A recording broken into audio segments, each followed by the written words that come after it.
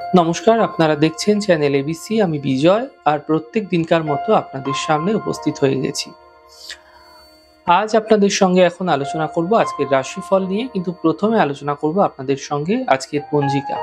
আজকের পঞ্জিকাতে আপনাদের ক্ষেত্রে তিথি থাকছে পূর্ণিমা তিথি, তাই আজ আপনাদের ক্ষেত্রে কোনোভাবেই কিন্তু দই এবং তিলের সেবন নিষিদ্ধ রাখার চেষ্টা করতে হবে।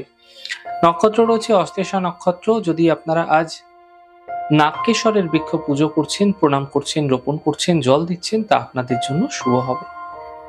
করণ রয়েছে বৃষ্টিকরণ, পক্ষ শুক্লপক্ষ, যোগ সৌভাগ্য যোগ এবং দিন থাকছে বুধবার। আপনাদের ক্ষেত্রে আজ রাহুকাল থাকবে 11টা 50 থেকে 1টা 16। কোনো শুভ কার্য, মাঙ্গলিক কার্য এই সময়কালে শুরু করা উচিত নয়।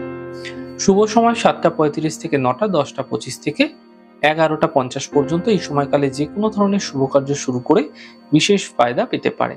শুভ দিক রয়েছে দক্ষিণ দিক। চলে যাব আলোচনায়। কি উপাসনা আপনাদের ক্ষেত্রে আজ ফায়দাদার হতে পারে? দেখুন, আপনাদের জীবনে যদি বুধের অশুভ প্রভাব বৃদ্ধি পাচ্ছে, আপনার জীবনে বুধের অশুভ প্রভাব পড়ছে, ছোট থেকে ছোট বিষয়ে সিদ্ধান্ত নেওয়ার ক্ষেত্রে সমস্যা আসছে, আপনার ক্ষেত্রে দেখা যাচ্ছে আপনার কাছের মানুষ, ঘনিষ্ঠ মানুষ, কাছের বন্ধু সঙ্গে বারবার ভুল বোঝাবুঝির শিকার আপনি হচ্ছেন। আপনি অযথা মিথ্যা কথা বলে ফেলছেন কোনো কারণ ছাড়াই।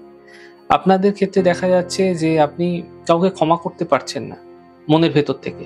তাহলে জানবেন যে বুধের অশুভ প্রভাব আপনার জীবনে বৃদ্ধি পাচ্ছে। বুধের শুভত্ব বৃদ্ধি করার জন্য প্রতিদিন ভগবান গণেশকে, সম্ভব না হলে অন্তত বুধবার, দুর্বা অর্পণ অবশ্যই করুন। মন্ত্র ওম গং গণপত্যয় নমঃ, এই মন্ত্রের জপ 108 বার প্রত্যেক দিন করুন। এতে বুধের শুভত্ব বৃদ্ধি পাবে। এবং চেষ্টা করুন প্রত্যেক বুধবার কোনো ফল কোনো বাচ্চাদের দান করার।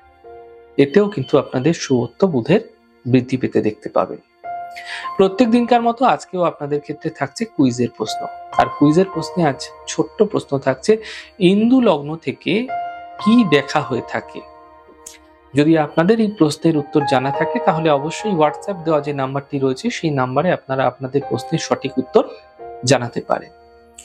গতদিনকার প্রশ্নের সঠিক উত্তরদাতার নাম রেশমি গাঙ্গুলি। চলে যাব আলোচনায় আপনাদের সঙ্গে রাশিফলের আলোচনায় প্রত্যেক দিন যেরকম আপনাদের সঙ্গে আলোচনা করে থাকি, আজও একইভাবে একই প্রকারে আপনাদের সঙ্গে আলোচনা করব। রাশিফলের প্রথম রাশি, প্রথমে আপনাদের ক্ষেত্রে মেষ রাশি। দেখুন, চোট আঘাত লাগার সম্ভাবনা তৈরি হতে দেখা যাচ্ছে। সাবধানতা অবলম্বন করার চেষ্টা করুন। আর্থিক খরচে ধ্যান রাখুন। বড়দের বুদ্ধি নিয়ে চলার চেষ্টা করুন। শুভ রং মেরুন, শুভ সংখ্যা 2। বৃষ রাশি।